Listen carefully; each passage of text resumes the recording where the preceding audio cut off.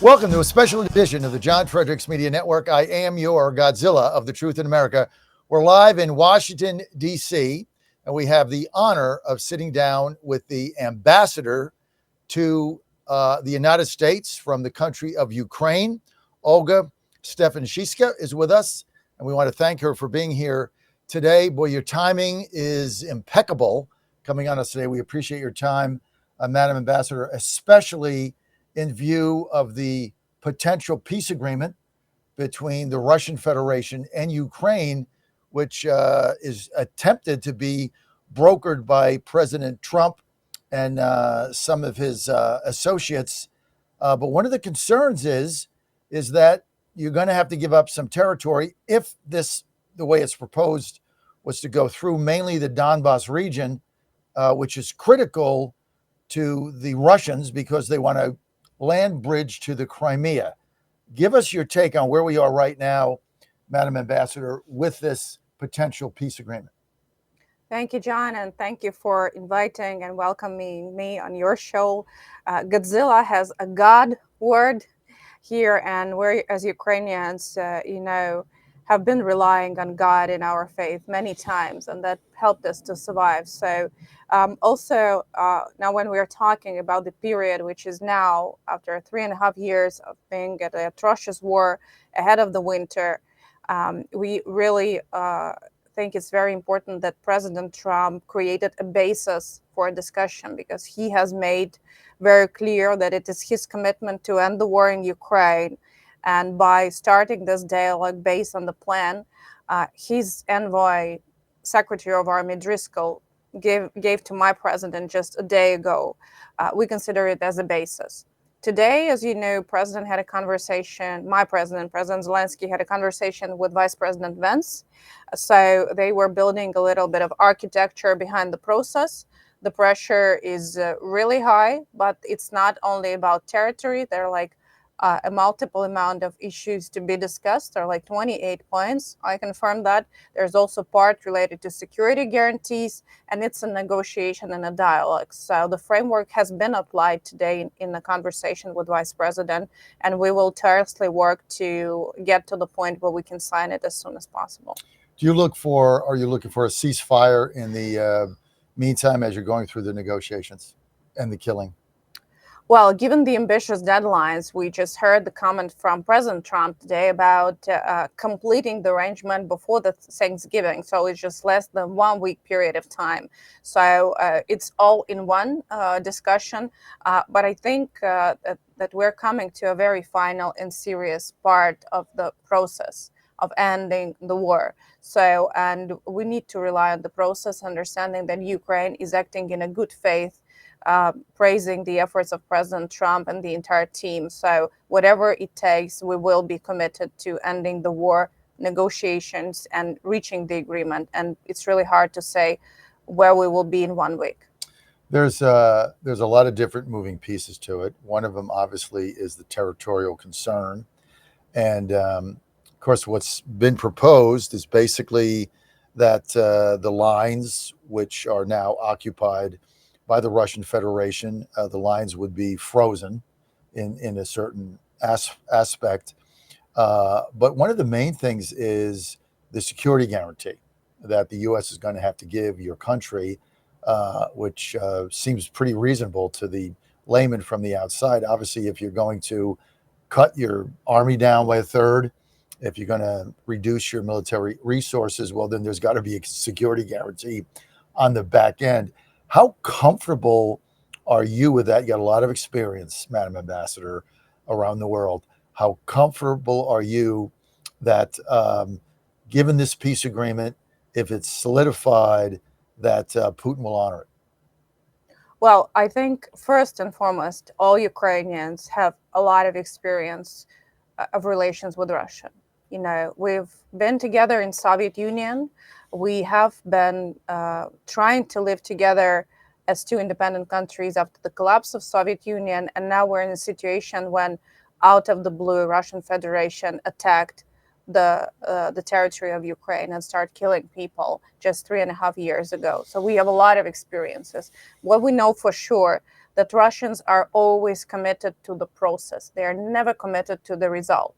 But the result is ending the war, and that's why committing them to end the war and to get to the result is not possible without making sure that we are forcing all the sides and everyone to obey the arrangement. At this point, even 28 points peace plan is just the plan of actions, plan of intentions. Ukraine has no doubts that whatever will be agreed will be fully implemented by Ukraine, with European allies standing with us, with US securing us. It's important to make sure that the other side not only signs and promises, but then delivers.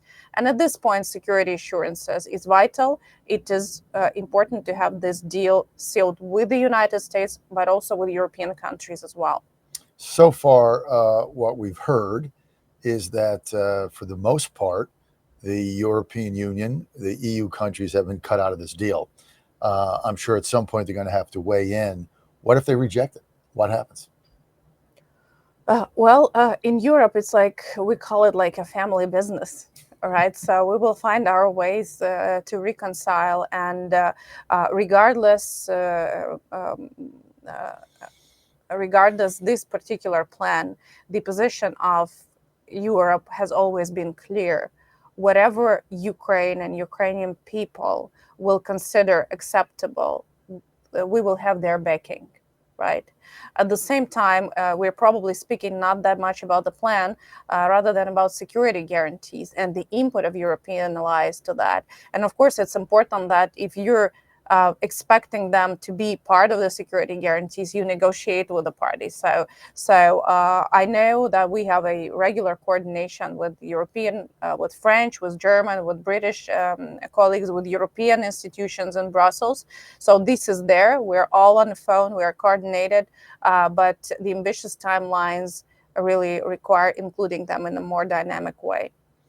Madam Ambassador, it seems from our conversation that you are very committed to a peaceful resolution here.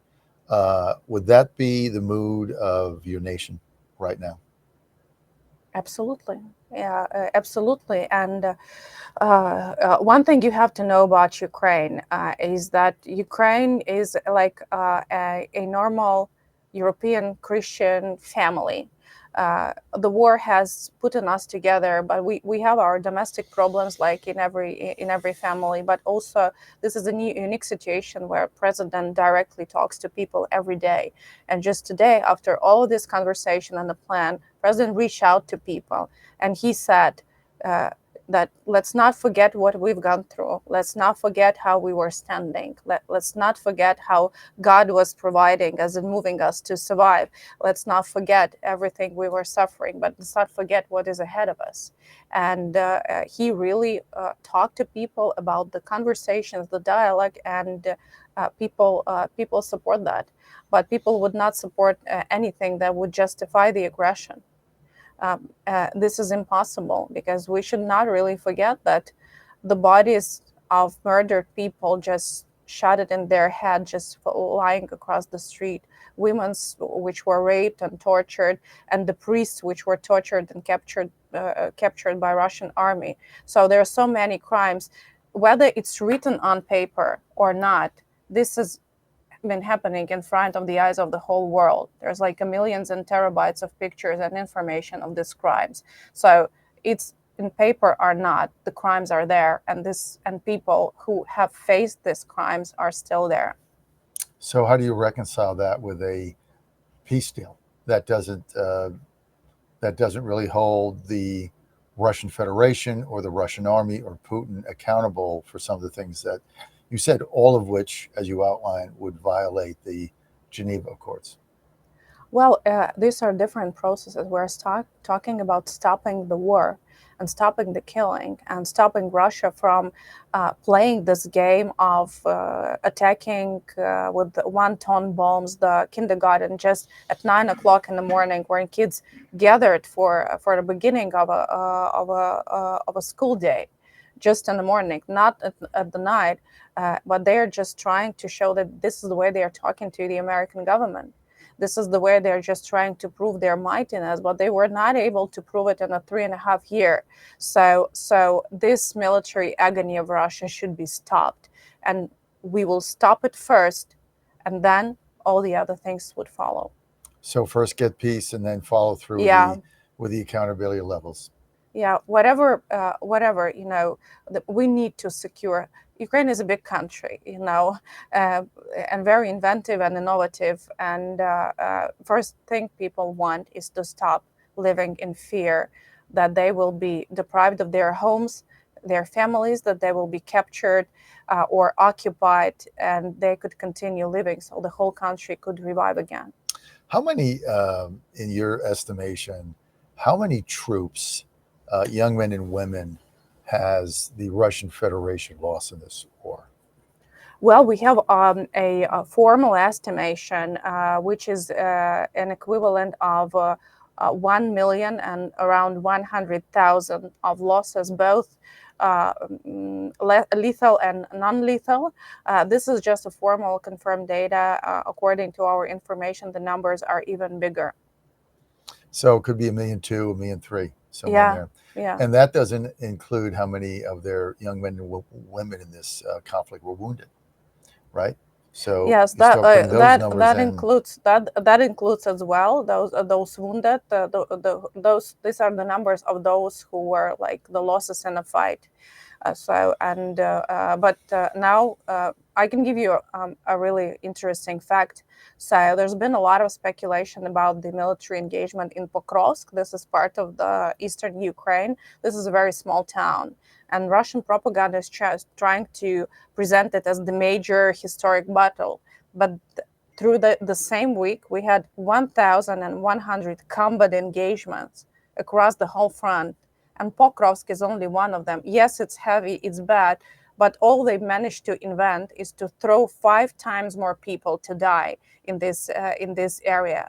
So this is atrocious war, but this is like inhumane. Well, they have no regard for human life. Yeah, while we're asking for missiles and rounds, they're just throwing people to die just to give another headline and to fuel another element of propaganda. So this is so inhumane that you can barely stand that. And at some point we thought that it will be unbearable for Russian people, Russian mothers and families, but somehow this is not so.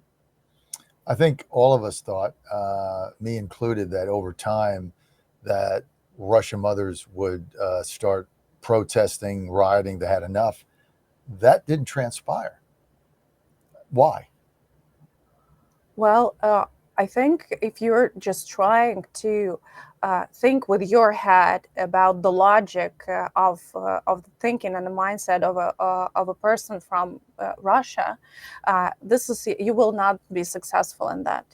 You have to understand the different logic, because you care about your way of life, your values. You have democratic powers. You have different dynamics. This is not something that regular Russian has. So these are different people with a different mindset. And if in Ukraine we are crying for every lost soul, and we mourn for every lost soul in Ukraine, whether you're from Kryvyi Rih or Donetsk or Dnipro or Lviv, if the house has been bombed and people died, everybody mourned. Nobody is forgotten. This is different. The logic of the Russian is to make sure everything is forgotten as soon as possible, so that the reality is erased. And that's very different. And we don't have to think about Russia, and we don't have to assess it. For us, it's really important that we survive ourselves, that our people are not dying. So we don't have any dialogue or expectation about what's going to happen with Russia. So we really want the war to be over. This war started on our territory. We were attacked. Our people are dying. So we want it stopped. You're on a special edition of the John Fredericks Media Network. We're live in Washington, D.C. We're with the Ukrainian ambassador to the United States, Olga Stefanishyna.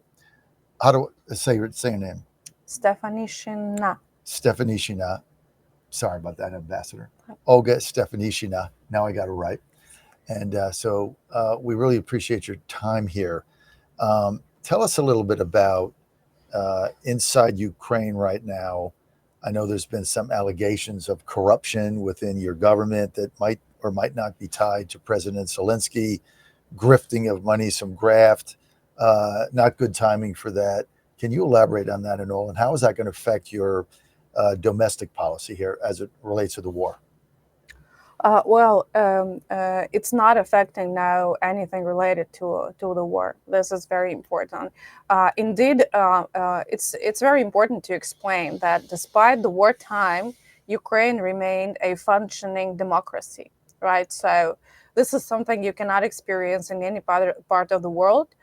So that means that we have a functioning institution, and this investigation was conducted by solely Ukrainian law enforcement institution. But what is more important, So it was an internal investigation. Yes, it was internal investigation, and it was exposed internally.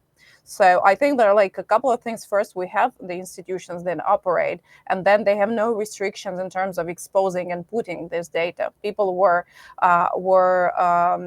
given the suspicion by law enforcement. There was an immediate reaction. They were removed from their positions, and they were retired. They were excluded from anything related to a war cabinet. And there was a very frank dialogue between parliament, presidential fraction, and president yesterday. So there's no tolerance and impunity to anyone. It's very unfortunate. It's absolutely unfair what has happened. Everybody should be prosecuted and convicted. Those who really allowed themselves, not even think, but to use the money which were targeted to something related to secure the energy. This is absolutely unacceptable and from a very human point of view, very wrong. But at the same time, this gives us two signals. First, when you're a country at war and you remain a democracy in function, you never have to think that you've done enough. You always have to look back and see where you still have some room for improvement. These people removed. All state companies received this new, fresh breath and of opportunities, and we're really encouraging American companies to look into the opportunities provided by that, also through the mineral deal. So we're in a fresh start. Anybody who will be exposed of anything related to that will be removed immediately with no discussion or no second of doubt. But this is really something that shakes Ukraine. A country, people are staying without light for 12 hours, for, more hours. And this is very depressive, period of time. So it has shaken us, but we, stood strong. We made an argument to each other. It was very emotional. It is very emotional. We will not stop here.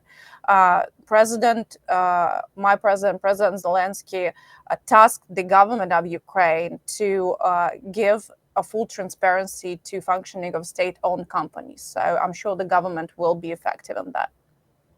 Will President Zelensky survive a peace when this war is over? Right now, he's a wartime president. Will his administration survive a peace deal? Well, I think we're so far from putting it on top of the hill. If there is a peace deal and the war is over, there's nothing more important than that. Let me just remind you, for you, John, and for your audience, that let's just know the fact that President Zelensky have never been into politics. He started to run for president while he was a self-made career businessman. He had a wealthy amount of assets. So, and he was, well-known and popular person. So basically, he didn't need anything to be done more and scaled up. So and he will have a lot. And he's very dedicated and committed, and he's really very creative. So he will definitely find something to do in his life. He's still a young man. He has a great family, and his wife, who's standing besides him all the time. So believe me, this is far not the most important thing. Tell us, talk to a lot of our Trump supporting what we call America First or MAGA audience. This is a big part of our network. And many of our listeners and viewers were not in favor of funding this war, many of them, and criticized Biden for giving money and criticized President Trump when he continued to fund your efforts. Now that's going through the European Union, which is now buying the equipment.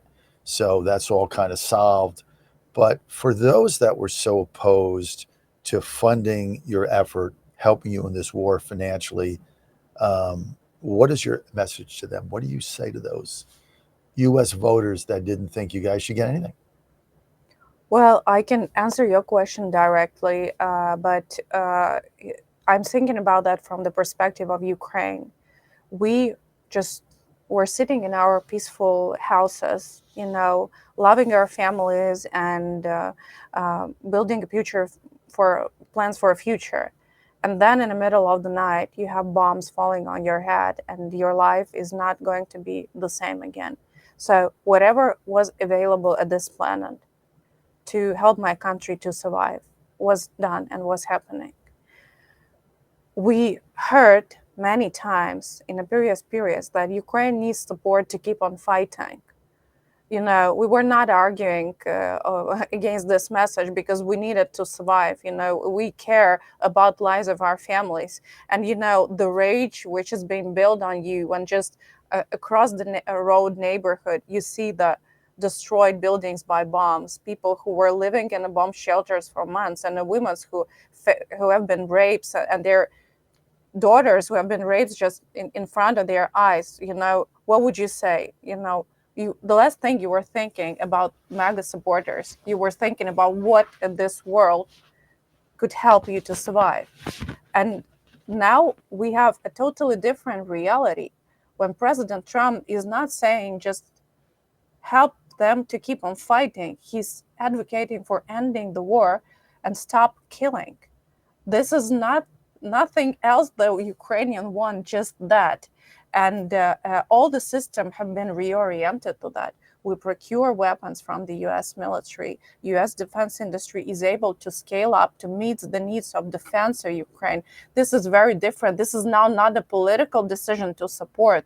This is the vehicle which has been created by President Trump to give whatever US nation can provide to save people in Ukraine. This is very important. And I think whenever we are structuring it to ending the war, whatever serves this purpose and not hurts the sovereign interest of the United States could be done.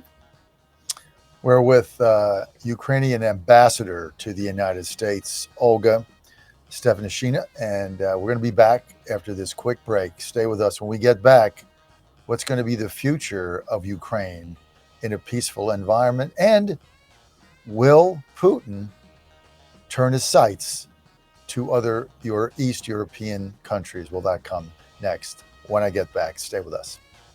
Now you're back on the John Fredericks Media Network. Thanks for being with us. Special edition of our show live in Washington, D.C. with the ambassador to the United States from the nation of Ukraine. Good timing today as this potential peace negotiation, which has been sponsored by the President of the United States, President Trump, hoping to get this done by Thanksgiving. Moving along very quickly, we're sitting down with Madam Ambassador to the United States from Ukraine, Olga Stefanishyna. And Olga's been in this job about 6-7 weeks now, right? Yeah. About 7 or 8 weeks here in the United States, based, of course, in Washington, D.C. So we spent a lot of time talking about Ukraine, what the peace treaty would look like, some of the concessions that obviously are going to have to be made if this goes forward, some of the negotiations. All the focus has been on what Ukraine has to do. What does Russia have to do to make this work? And what pressure is being put on them?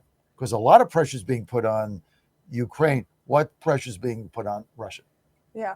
Well, definitely, I think we all need more, public information about that, because definitely it looks a little bit disproportionate right now. But I think the logic is that there's been a decision of President Trump to impose sanctions on Russia because they were just playing this game of delaying different decisions or negotiations. These sanctions need to be fully enforced, and in fact, it's a very unique situation when these sanctions not only have the restrictive effect to Russia, but this is a huge opportunities for the United States. So, and also the Russian blackouts and attacks to energy infrastructure basically has led us to the situation that the first time ever Europe started to procure American LNG massively. So, some ships from Louisiana are already on a Greek shore and in Ukraine. So, this is changing the whole economic landscape. And for Russia, if you would read their military doctrine, they say that gas is the strategic instrument of geopolitics in Russia. So this landscape has been cut off, and US has, without a single missile, without a single soldier anywhere, has changed this landscape. So, and this is only encouraging Russia to be more appeasing, let's say, in the discussion. This would not discourage them from sitting over the table. So I think these actions are speaking for themselves and speaking about the strength of President of the United States and his commitment. And it has been followed by European allies. European sanctions were imposed, and combined, this would have a tremendous effect. But we also want to see what are the conditions put in for Russia in this war, because they have to pay as well. Well, it seems like President Trump's negotiating with India and other countries to stop buying their LNG, to stop buying their gas, kind of brought them to the table, right? Because without that income, I mean, there's no way to fund this war. And somebody was telling me the other day that they're paying each one of their troops, they're paying about 4 times what they would just make under the Russian economy. So I forget what the number was, but it was a pretty significant amount of money per recruit, per troop, in order to avoid a universal conscription, which causes them other issues. But that money's got to come from somewhere. Yeah, and this comes from gas, which is blood of war.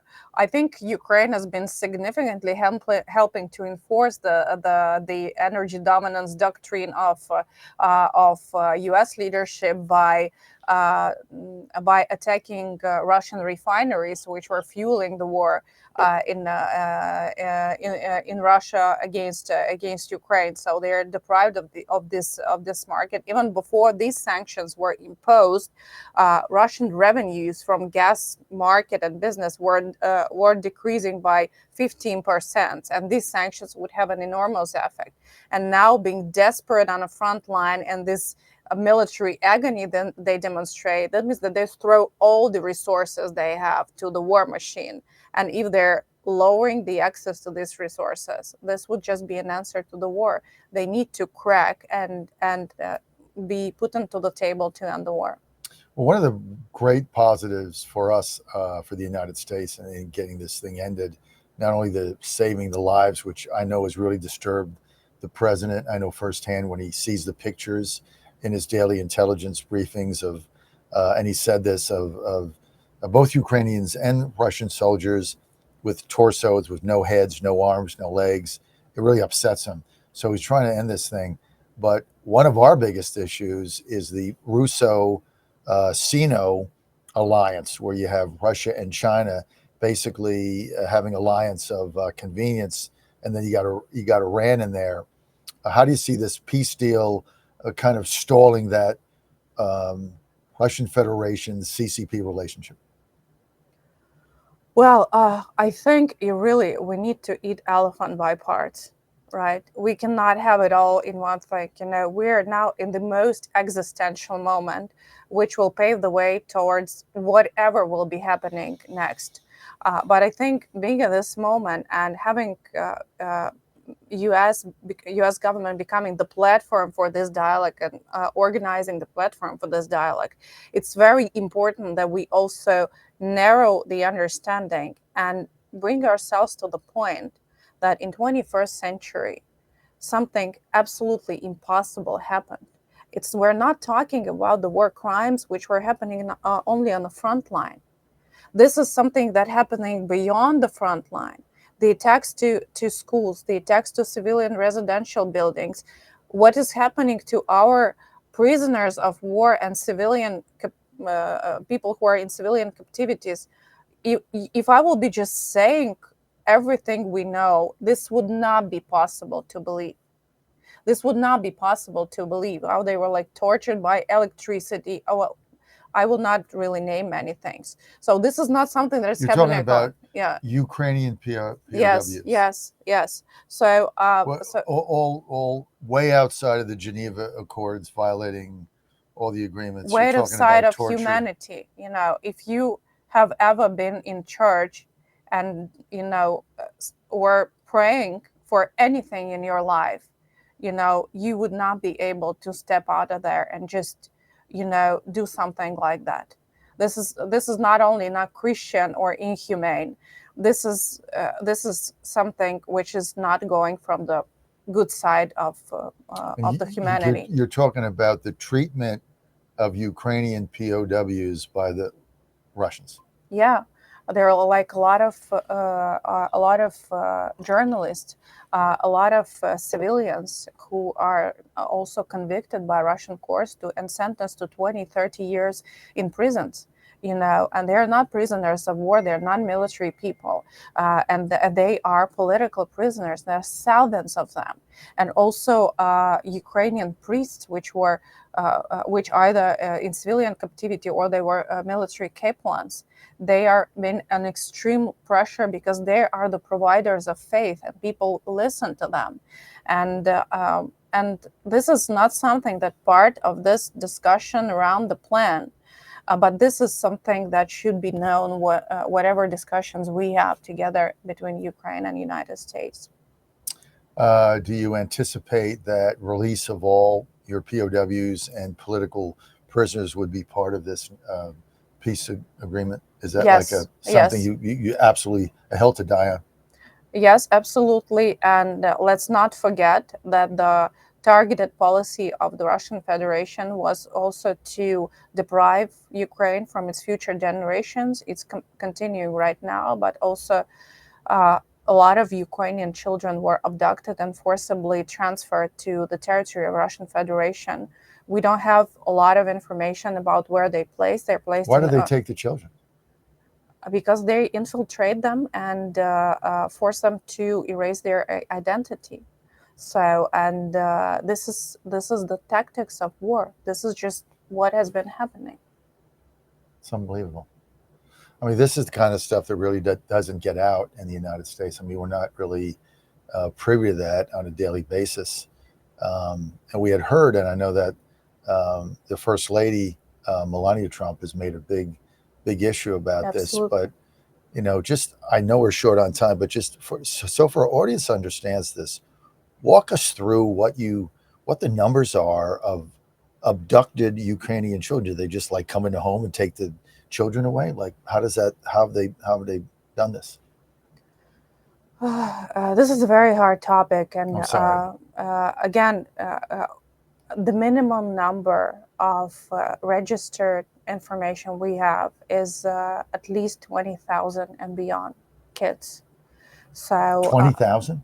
Yeah, more Kids. than 27. Yeah. Ukrainian children. Yes, more than just 27. taken right out of their homes. Yes, and abducted. This is the children from orphanages. This is the children who were separated with their families, or families were trying to evacuate themselves from the occupied territory. So they were just separated physically. These are the families which were misled by saying that there is, like, for example, the agreed green corridor when you can gather and safely leave the territory of fight, but then they were just packed in the bus and the families were separated. So there are like so many stories. And in fact, I want us all to pay attention that on the 3rd of December in the American Senate, there will be a formal hearings on the abducted children, and these children will testify. Those people who saved them will testify. This will be a public information, and you will get this firsthand. What we are talking about is not forcing, American people or American politics to take some other action what is happening, but at least not being sympathetic to these atrocities, and not idealizing or making romance around Russia is really important. And when you see Russian special envoy Kirill Dmitriev coming to Miami, having nice and fancy dinners, know that his legs are in blood, and he is having so many crimes representing a country which committed that. And if it's in your head, you will look at these people differently. You will negotiate with them. Yes, you will have to bring the peace in Ukraine, but then there should now be sympathy to them. Final thing, and I know you have to go. Madam Ambassador, with us, Olga Stefanishyna from Ukraine, ambassador to the United States here in Washington, D.C. When I have been talking in the past year to European Union officials, to diplomats, and to leaders as I traveled to different places, there was a constant mantra that if you didn't stop the Russian Federation and Putin here in Ukraine, that they would move on to Estonia, Lithuania, Eastern Europe, and then that Putin wanted to reassemble the glory of the Soviet Empire. And a lot of us in the America First movement kind of didn't really buy into that. Like, okay, there's Russian-speaking people in Ukraine. They already have Crimea. Obama did that. A lot of politics on. But that was a constant theme that I heard from almost everybody in the Europe sphere that I talked to. Do you share that view? Well, I am sure that this is the moment in history when it is decided. So the way the war in Ukraine will be over and stopped will give all the answers, not to all of us, but to Russians. They, whatever person comes after the current president or whatever of the Russian Federation, he would have to form his vision of the future of Russia. And this vision might be formed from the understanding that this war was successful, and we were not held accountable. The sanctions were lifted. These crimes were blurred, and then we can do it somewhere else. We just can't do it. And let's not forget that the Russian drones and the Russian missiles have already attacked the NATO territory in Poland, in Romania, in Baltic countries, and they already now know they can. They can. And they need to know that they can't. And until this is very clearly white and black told, there is opportunity to have the aggression elsewhere in the world, which is open. Madam Ambassador, thank you. John, thank you so much for having me. For being with us. Thank you. Thank you, our audience, and thank Madam Ambassador for being with us and sharing her thoughts as this very sensitive time as President Trump tries to negotiate a peace treaty. The best peace treaty is when everybody hates it. That means it's good, right? If everybody's mad, it's good. Hopefully we'll get this done and we can end the killing and end the carnage in Ukraine. And I think bringing those, is there going to be a mechanism to bring those children back to their families? Well, first, all of the forcibly transferred kids should unconditionally be brought back to Ukraine. I mean, that's got to be like a number one condition. Yeah. Unconditional return of all kids. Conditional. Olga, thank you again. Thank you, John. Madam Ambassador. We're going to be right back. You're on the John Fredericks Media Network, Truck the Truth across America.